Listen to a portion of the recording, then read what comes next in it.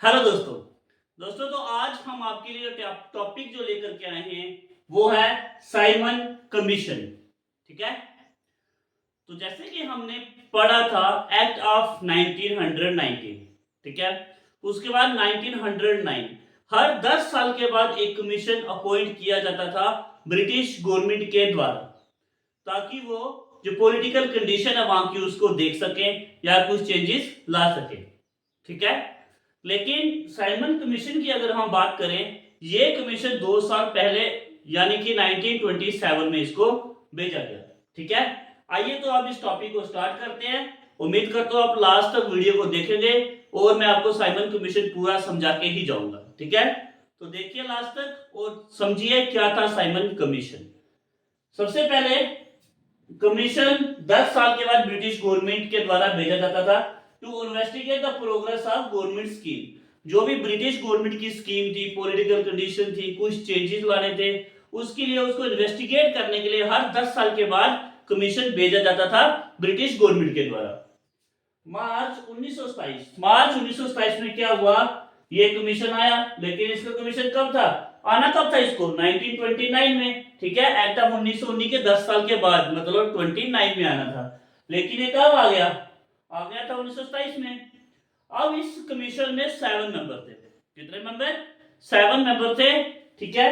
और उसके चेयरमैन थे सर जॉन साइमन। ठीक, कौन, जॉन साइमन, यहीं से तो बना साइमन कमीशन। उसके चेयरमैन कौन थे, लॉर्ड सर जॉन साइमन। तो उन्हीं के नाम से बनता है ये Simon commission.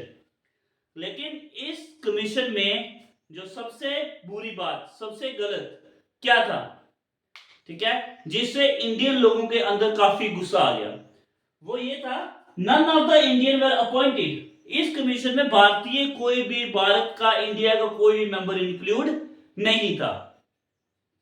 Being deprived of the right, इसका क्या मतलब है, देखिए, अगर कोई भारत में कोई कमीशन आ रहा है, ठीक है, भारत की पॉलिटिकल कंडीशन को देखने के लिए वो आ रहा है, अगर उसमें इंडियन मेंबर ही नहीं है तो क्या हो रहा है, ये तो सरासर गलत है। ठीक है। अगर हमारे घर में भी कोई अगर चेकअप करने के लिए आएगा या कोई कंडीशन को देखने के लिए आएगा, उसमें घर का मेंबर ही नहीं होगा तो किस तरह से हम वो सेटिस्फाई होंगे, है ना। ऐसे ही तब हुआ, इंडियन मेंबर कोई भी इंक्लूड नहीं था उस कमीशन में। तो इससे क्या हुआ, लोगों के अंदर गुस्सा आ गया। ठीक है। इंडियन नेशनल कांग्रेस, उसके बाद मीटिंग होती है, सेशन होता है कब, 1927 में। और इस सेशन में एक रिजोल्यूशन पास किया जाता है, किसके लिए, boycott the Simon commission. Simon commission को बायकॉट करना है। ठीक है। साइमन कमीशन को क्या करना है, बायकॉट करना है। ठीक है।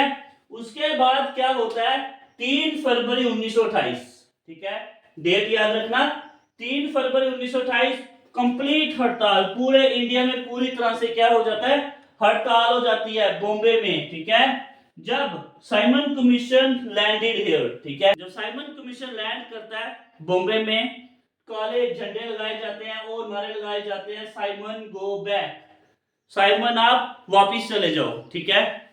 तो इसका एक रीजन ये भी था कि इसमें इंडियन मेंबर कोई भी इंक्लूड नहीं था। ठीक है। और उसके साथ ये कमीशन जो आया है 2 साल पहले आ गया। Okay. Government use brutal repressions. अब गवर्नमेंत क्या करती है यहाँ पे, लाठी चार्ज। ठीक है। तो जब ब्रिटिश गवर्नमेंट लाठी चार्ज करती है तो उस समय लाहौर में लाला लाजपत राय को लाठी लग जाती है। ठीक है। और आगे चल के उनकी मृत्यु हो जाती है। ठीक है। तो ये था हमारा साइमन कमीशन। अगर आपको साइमन कमीशन में कोई भी डाउट है तो मुझे कमेंट कीजिए। ठीक है। तो मैं आपके सभी डाउट क्लियर करूंगा। और भी इस तरह के टॉपिक अगर आप मेरे से पढ़ना चाहते हो, चैनल को सब्सक्राइब कीजिए और वीडियो को लाइक एंड शेयर जरूर कीजिए। ठीक है। नया टॉपिक नई वीडियो में डिस्कस करेंगे। इस वीडियो में इतना ही। धन्यवाद।